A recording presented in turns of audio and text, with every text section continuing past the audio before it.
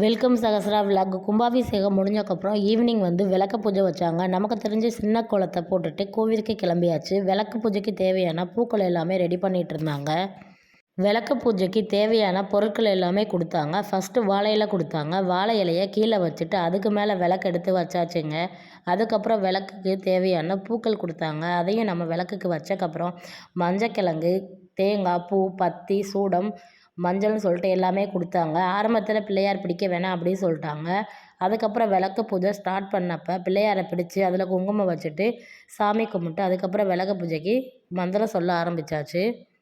அதுக்கப்புறம் 1 மணி நேரத்தில் விளக்கு பூஜை முடிய பத்தியெல்லாம் ஏற்றி சோடெல்லாம் பொருத்தி சாமி கும்பிட்டு தேங்காய்லாம் உடைச்சி பிரசாதம் எல்லாத்தையுமே சாமிக்கு படைச்சிட்டு பிள்ளையாரை கும்பிட்டு வீட்டுக்கு கிளம்பியாச்சுங்க. உங்களுக்கு இந்த வீடியோ பிடிச்சிருந்துச்சுன்னா மறக்காமல் நம்ம சேனலை சப்ஸ்கிரைப் பண்ணுங்கள்.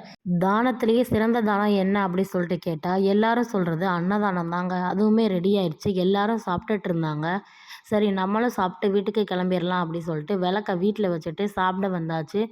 சாப்பிட்டு அதுக்கப்புறம் வீட்டுக்கு கிளம்பியாச்சு. உங்களுக்கு இந்த வீடியோ பிடிச்சிருந்துச்சுன்னா மறக்காமல் லைக் பண்ணுங்கள். நம்ம நெக்ஸ்ட் வீடியோவில் பார்க்கலாம். பாய்.